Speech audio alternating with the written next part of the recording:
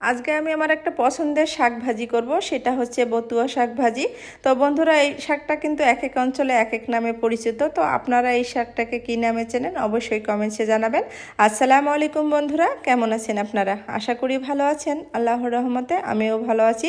তো প্রথমে শাকটা ভালো করে ধুয়ে নিলাম, নিয়ে শাকটা এই যে বসাই দিলাম আর কি, কড়াইয়ে ঢেলে দিলাম। দিয়ে এখন আর কি এর মধ্যে কিন্তু আমি দেবো হচ্ছে কাঁচামরিচ, পেঁয়াজ, পরিমাণ মতো লবণ।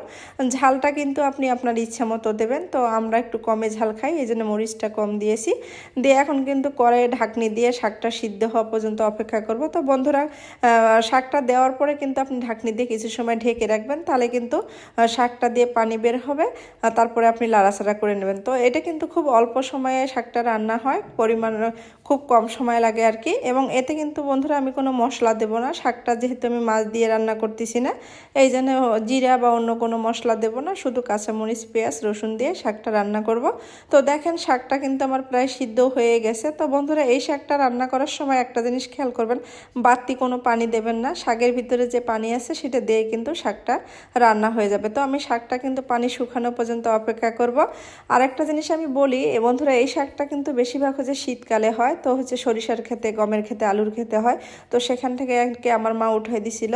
এই শাকটা দেখতে যতটা সুন্দর, খেতেও কিন্তু মাশাআল্লাহ অনেক ভালো লাগে। যারা শাক পছন্দ করে না, আমি গ্যারান্টি দিয়ে বলতে পারি এই শাকটা কিন্তু হলো রান্না দেখলে বা হচ্ছে সামনাসামনি একবার খেলে কিন্তু বারবার খেতে ইচ্ছে করবে।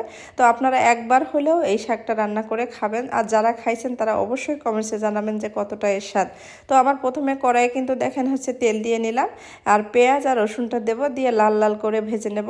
তারপরে হচ্ছে শাকটা ঢেলে দেব। তো এই শাকটা কিন্তু খুব অল্প সময়ে রান্না হয়, বেশি সময় লাগে না। তো আমার দেখেন শাকটা কিন্তু প্রায় হয়ে গেছে, কিছু সময় 2-1 মিনিট পরেই আমার রান্না হয়ে যাবে, মানে বেশি সময় লাগবে না। তেলে দিয়ে কিন্তু বেশি সময় লাগে না শাক রান্না করতে। তো দেখেন মাশাআল্লাহ দেখতে যতটা ভালো লাগতেছে, খেতেও কিন্তু অতটাই ভালো লাগবে। তো আপনারা কিন্তু সকালবেলা গরম গরম ভাতে এই শাক ভাজি দিয়ে ভাত অনেকটা খেতে পারবেন। তো আমরা মাছ মাংস অনেকেই খাই, কিন্তু মাছ মাংস অনেক সময় কিন্তু খেতে ইচ্ছা করে না। তো সেক্ষেত্রে কিন্তু আপনি শাক বা ভর্তা, ভাজি এগুলোই কিন্তু ভালো লাগে। তো একবার হলেও আপনারা রান্না করে খাবেন বতুয়া শাক ভাজি।